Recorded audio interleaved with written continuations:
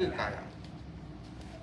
जीवन में दो तत्व है, एक आजीविका है, दूसरा जीवन है। मेरा आपसे प्रश्न है, कौन किसके लिए है? क्या आजीविका के लिए हमारा जीवन है या हमारे जीवन के लिए आजीविका है? यहाँ आकर के हम थोड़ा आत्मावलोकन करें, आत्मविश्लेषण करें। कहीं ऐसा तो नहीं कि आजीविका के पीछे पूरे जीवन को ही झोंक दिया हमने, है ना? तो थोड़ा सा संतुलन बनाइए। और ये संतुलन कितना काम का है अब समझ में आता है। प्राणायाम का अभ्यास कितना काम का है, डीप ब्रीथिंग का अभ्यास कितना काम का है। या आज मैं जिस अनुलोम विलोम के प्रयोग की बात करने जा रहा हूं, मस्तिष्कीय शक्तियों के जागरण के लिए ये अनुलोम विलोम का प्रयोग जो है बहुत उपयोगी है। दूसरे में जीवन में संतुलन के लिए, बैलेंस के लिए, हमारा लेफ्ट हेमिस्फीयर और right hemisphere, modern education system जितना भी है वो लेफ्ट हेमिस्फीयर को जगाने का काम कर रहा है, बुद्धि गणित तर्क के लिए जो रिस्पॉन्सिबल है। किंतु हमारा राइट हेमिस्फीयर जो इंट्यूशन पावर के लिए, जो स्पिरिचुअल डेवलपमेंट के रिस्पॉन्सिबल है, वो बिल्कुल सोया पड़ा है ना? प्राचीन समय में भी ये कहा गया कि हमारे इसी मस्तिष्क में एनिमल ब्रेन भी मौजूद है जहां पर पार्श्विक वृत्तियां जन्म लेती है। तो इसी मस्तिष्क में नियो कॉर्टेक्स परत भी है जहां पर मानवीय दैविक वृत्तियां जन्म लेती है। अपेक्षा है संतुलन कैसे हो, है ना? क्योंकि आजकल खाली मैं एक सन्यासी होने के नाते नहीं, मेडिकल साइंस भी इस बात को एक्सेप्ट करता है कि स्टूडेंट का सिंपैथेटिक नर्वस सिस्टम ज्यादा सक्रिय है या पैरासिम्पैथेटिक नर्वस सिस्टम, या तो वो हीन भावना में चला जाएगा, दब्बू रह जाएगा, या इतना आक्रामक बन जाएगा। जैसे पिछले दिनों आपने पढ़ा होगा, टेक्सास की यूनिवर्सिटी का एक स्टूडेंट ने अपनी दादी सहित 1.5 दर्जन लोगों को शूट करके रख दिया। कुछ वर्षों पहले वर्जीनिया की यूनिवर्सिटी में एक स्टूडेंट ने 3 दर्जन लोगों को शूट करके रख दिया। ये सारा का सारा जब केवल लेफ्ट हेमिस्फीयर को जगाने का काम होता है और राइट हेमिस्फीयर पर, दाहिने मस्तिष्क पर ध्यान नहीं दिया जाता है, तो जीवन में बंधुओं और बहनों संतुलन बहुत जरूरी है। मानसिक संतुलन, मानसिक बैलेंस, धैर्य और ये समृद्धि श्वास प्रेक्षा, अनुलोम विलोम का प्रयोग जो है वो हमारे भीतर में बैलेंस उत्पन्न करता है, संतुलन उत्पन्न करता है, मस्तिष्कीय जागरण को, शक्तियों को जागृत करता है। और अनेक उसकी ज्ञान के 2 प्रकार बनते हैं। एक सिंपल प्रकार है, लेफ्ट से लिया राइट से छोड़ा, राइट से लिया लेफ्ट से छोड़ा, ये एक आवृत्ति हुई। एक प्रकार ये भी बनता है जिसको हम योग की भाषा में कुंभक रेचन कहते हैं। लेफ्ट से लिया, भीतर में रोका कुछ क्षण के लिए, फिर राइट से छोड़ा, फिर बाहर रोका कुछ क्षण के लिए, फिर राइट से लिया, भीतर में रोका, और फिर लेफ्ट से छोड़ा और बाहर रोका।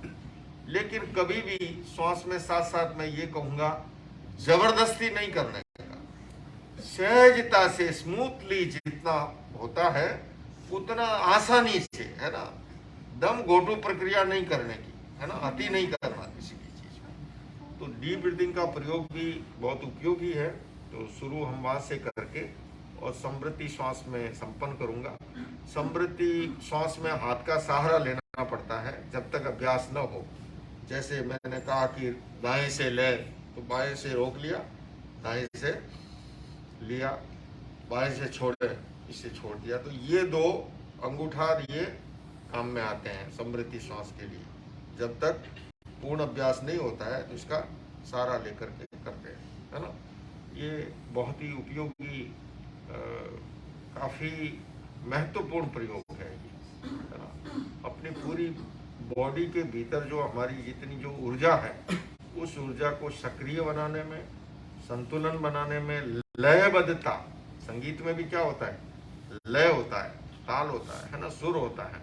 तो लयबद्धता जीवन में कैसे आए, उसके लिए उपयोगी है। तो सबसे पहले स्थिर, शिथिल और तनाव मुक्त करें अपने आप को। स्पाइनल कॉर्ड और गर्दन सीधी रहे, आंखें कोमलता से बंद, ओम की ध्वनि के साथ श्वास को भरते हुए प्रयोग को शुरू करेंगे।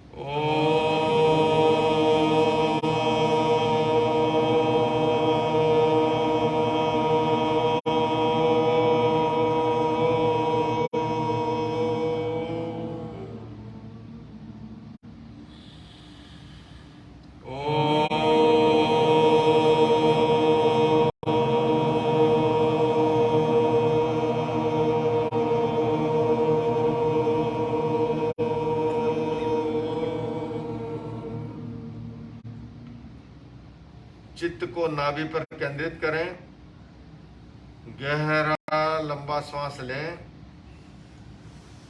गहरा लंबा श्वास छोड़ें।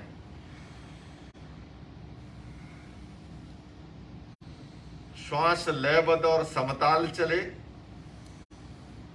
जितना समय पहली बार लगे उतना ही समय दूसरी बार, तीसरी बार, हर बार।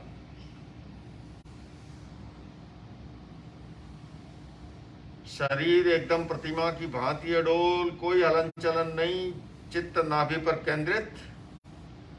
प्रत्येक श्वास के साथ पेट की मांसपेशियों के फूलने और सिकुड़ने का अनुभव करें। गहरा लंबा श्वास लें,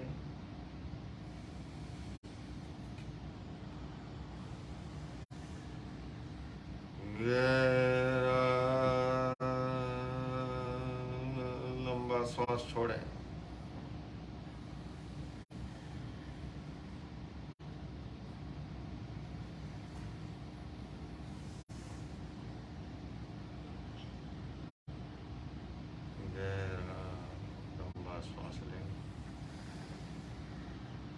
नींद नहीं, जागरूक, सजग।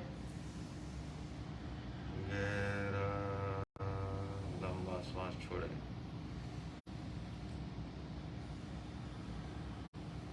सजग, सजग। चित्त नाभि पर केंद्रित। प्रत्येक श्वास के साथ पेट की मांसपेशियों के फूलने और सिकुड़ने का अनुभव। चित्त की पूरी शक्ति को श्वास को देखने में लगा लें।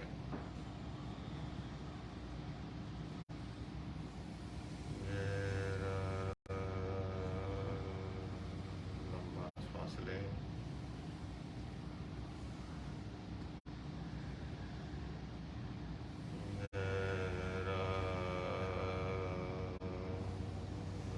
श्वास छोड़ें।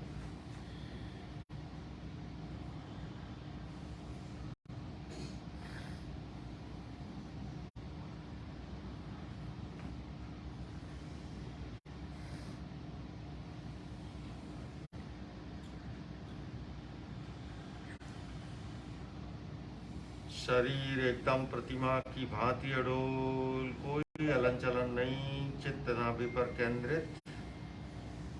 प्रत्येक श्वास के साथ पेट की मांसपेशियों के फूलने और सिकुड़ने का अनुभव। गहरा लंबा श्वास लें,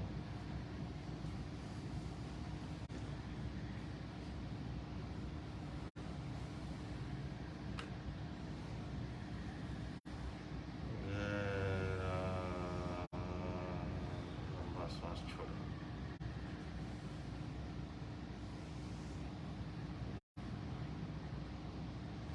यदि कोई विचार भी आए तो उसे रोके नहीं, केवल ज्ञाता दृष्टा भाव से देखते जाएं। चित्त नाभि पर केंद्रित। आते जाते प्रत्येक श्वास का अवलोकन और पेट की मांसपेशियों के फूलने और सिकुड़ने की अनुभूति।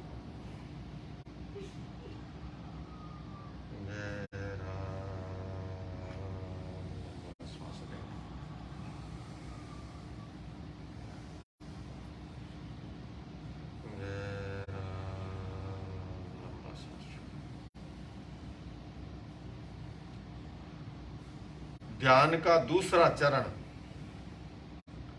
समवृत्ति श्वास प्रेक्षा, अनुलोम विलोम। हाथ का सहारा लेंगे, बाएं हाथ का अंगूठे से बाएं हाथ का नथुने को बंद करते हुए और राइट साइड से श्वास को लें, लेफ्ट साइड से छोड़ें।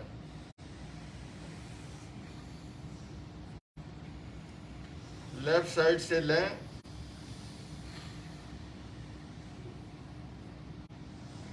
राइट से छोड़ें। राइट से लें,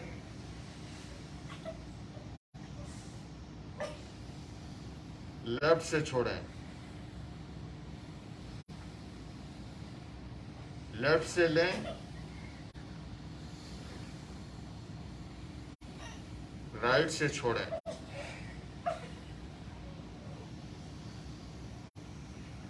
राइट से लें,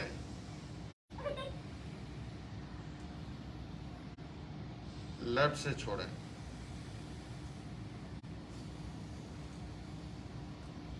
लेफ्ट से लें,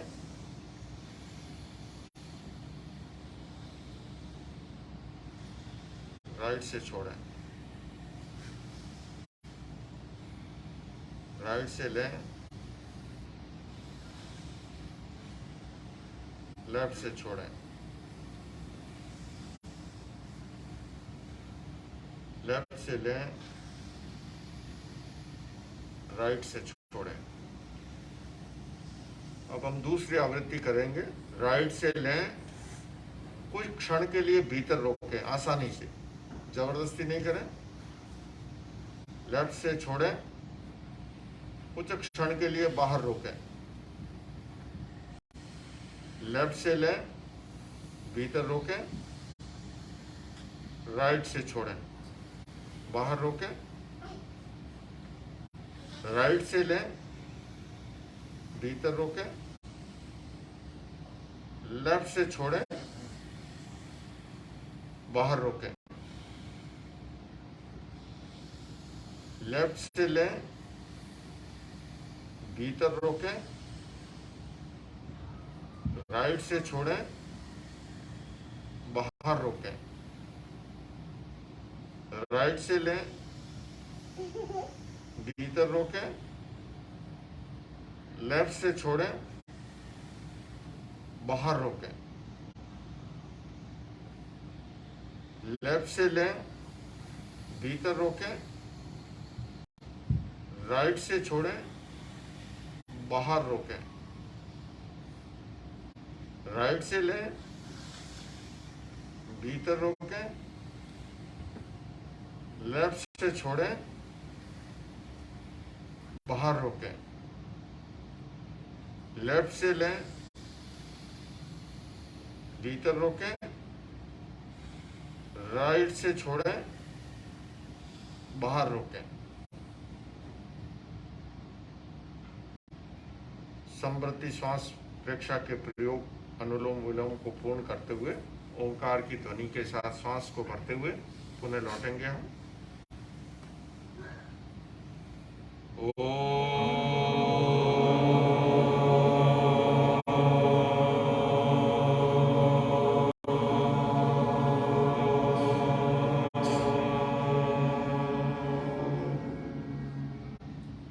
श्वास को भरते हुए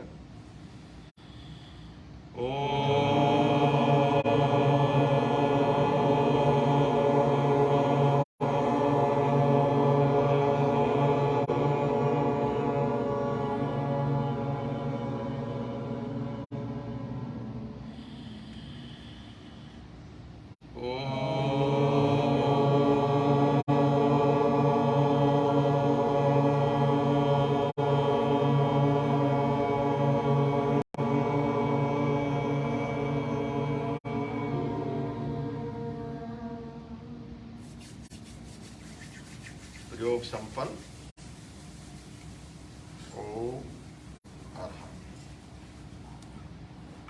बहुत संक्षिप्त में ये छोटे छोटे दो प्रयोग किए हैं जिनको आप प्रतिदिन फॉलो करते हुए अपने घर में, ऑफिस में, जहाँ कहीं भी आपको समय मिले, बस इतना ही है नियम। भरपेट भोजन करके तत्काल नहीं करें, लेकिन ये हल्का फुल्का प्रयोग है, थोड़ी देर के बाद, घंटे भर बाद में, घंटे 2 घंटे बाद में आराम से कर सकते हैं। खाली पेट करते हैं तो सबसे बढ़िया है ना। और ये ऐसा प्रयोग है जहाँ कहीं भी आप, चाहे फ्लाइट में जा रहे हो, गाड़ी में पीछे बैठे हो, आपके पास समय है, ऑफिस में काम करते करते थक